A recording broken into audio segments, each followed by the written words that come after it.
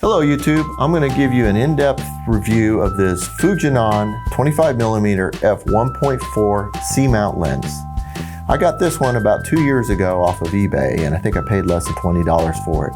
I'll put a link in the description for a listing if you want to check it out. The Fujian 25mm F1.4 ships directly from China. There are plenty of videos on YouTube talking about adapting C-mount lenses to mirrorless cameras.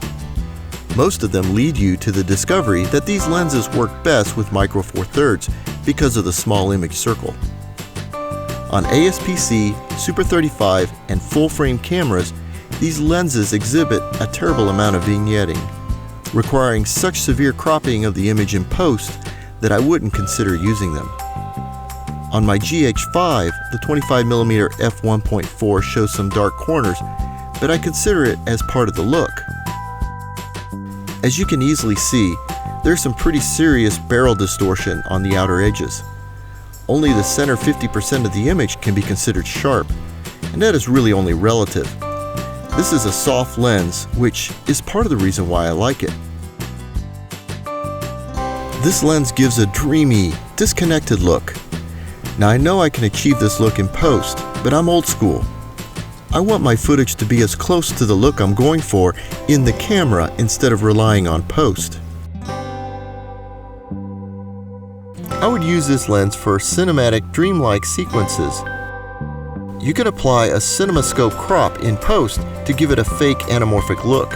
With some color grading, you can really make your footage look cinematic.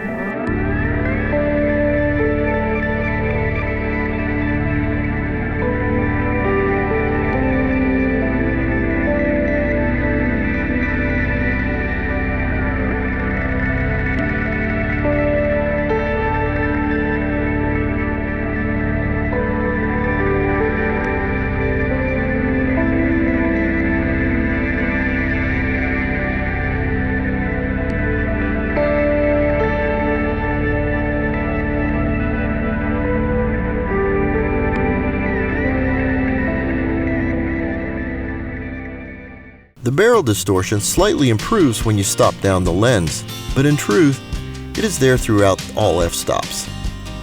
Stopping down simply enlarges the area in the center of the frame that is in focus. The good news is you can dial up or down the distortion using the aperture. The minimum focus distance is between 2 and 3 feet.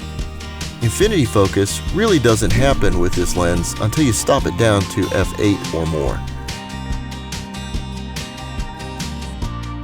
Here's what the lens looks like at different f-stops with the lens at near focus.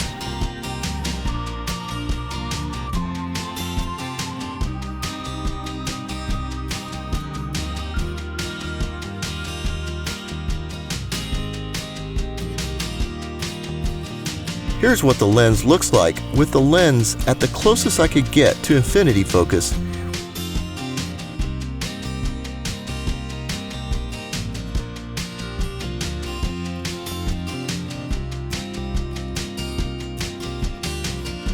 Of course, this is a manual focus lens. The focus ring is on the back of the lens, which puts it right against the body of the camera. This takes a little getting used to. I can't tell you how many times I turned the aperture ring instead of the focus ring. You also need to rely heavily on focus assist. I have my focus peaking turned to maximum with a high contrasting color. I also zoom in to pre-focus whenever possible. As you can see, Will Henry doesn't sit still for long, so using focus peaking to help pull focus was critical. This lens has a 30mm filter thread, which I stepped up to 72mm for my variable ND filter. I shot most of the footage of Will Henry with the aperture wide open and used the variable ND to set my exposure. This allows me to get the full character of the lens regardless of the lighting situation. I have also used this lens for portraits and found it to give a very nice effect.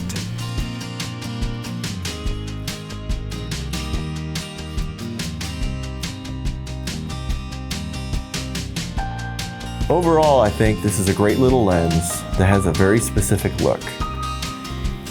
For $20, I think you really owe it to yourself to give it a try. If you already have this lens, let me know what you think in the comments. So until later, have a great day, and I'll see you next time.